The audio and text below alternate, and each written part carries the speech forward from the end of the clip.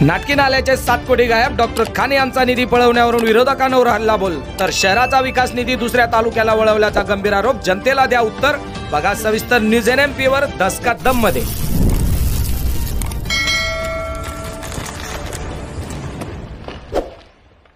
नमस्कार, जय हिंद, जय भारत, जय संविधान. News NMP मध्ये आपले सर्वांचे पुन्हा एकदा स्वागत. तर मंडळी, आज आपण बातमी पाहणार आहोत ती संगमनेर शहरातली, आणि बातमी आहे ती नाटकी नालीच्या 7 कोटी निधी संदर्भात. काही दिवसापूर्वी रोकटोक दसका दममध्ये भारतीय जनता पार्टीचे तसेच माजी उपनगराध्यक्ष जावेदभाई जागीरदार यांनी एक खुलासा केला होता, आणि त्या खुलासाचं उत्तर आज काँग्रेस पक्षाचे माजी नगरसेवक डॉक्टर दानिश खान हे त्याला उत्तर देत आहेत. काय उत्तर देत आहे आणि त्यांनी त्यांच्या प्रश्नातून मांडलेल्या भूमिकेवर विरोधक काय उत्तर देणार हे देखील तितकंच महत्त्वाचं ठरणार आहे. तर बघा, डॉक्टर दानिश खान यांचा दसका दममध्ये दिलेलं 7 कोटी नाटकी नाल्याचा विश्लेषण करून काय उत्तर देता येते. उत्तर आहे गेली आपण कित्येक वर्ष पाहतो आहोत की लोकनेते बाळासाहेब थोरात साहेब यांच्या माध्यमातून या शहरात, संगमनेर शहरात असो गावात असो, मोठ्या प्रमाणावर निधी आणण्यात आला, आणि त्या निधीच्या माध्यमातून मोठ्या प्रमाणात विकासाची कामे करण्यात आलेली आहेत. थेट निळवंडे धरणातून, पाणी योजनेतून संगमनेर शहरात स्वच्छ पाणी आणि मुबलक पाणी मिळत आहे, आणि त्या माध्यमातून आपली संगमनेरची बाजारपेठ ही मोठ्या प्रमाणावर फुललेली आहे. हे आपण सर्व पाहत आहोत, आणि बाळासाहेब थोरात साहेब यांच्या माध्यमातून सर्व धर्म समभाव येथे राखला गेला आहे, आणि त्या माध्यमातून आपण पाहत आहोत की शहराचा विकास हा झपाट्याने होत आहे.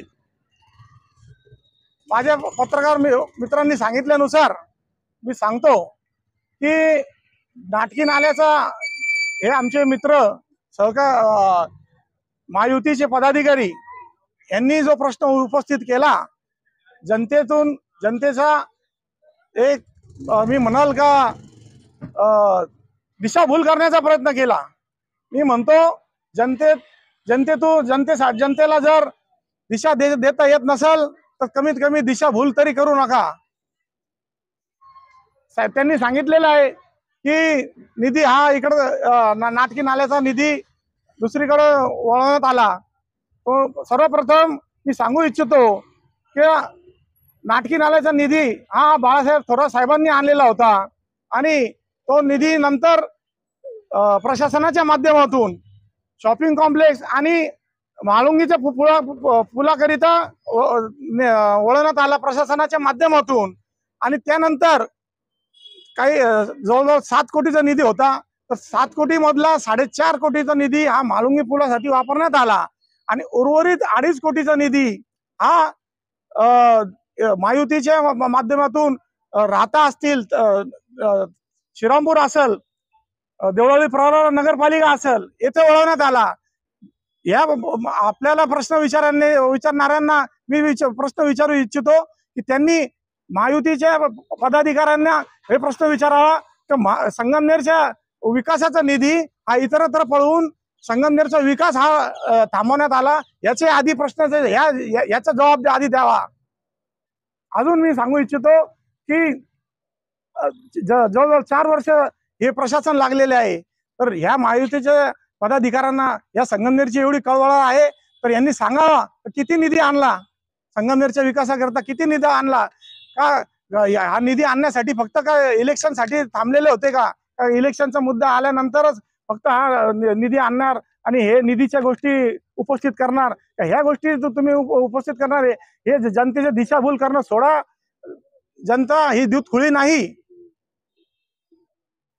त्यात सत्यजित दादा तांबे, आमचे मार्गदर्शक आमदार सत्यजित दादा तांबे आणि लोकनेते बाळासाहेब थोरात यांच्या प्रयत्नातून 1 कोटीचा निधी हा जवळजवळ यंग नॅशनल ग्राउंडसाठी निधी आणण्यात आला. ह्या पदाधिकाऱ्यांनी, ह्या महायुतीच्या पदाधिकाऱ्यांनी हा निधी स्टे लावण्यात आला, आणि याचे काम थांबवण्यात आले. याचे आधी जनतेत प्रश्न द्यावे, याचे उत्तर द्यावे जनतेसाठी. आहे.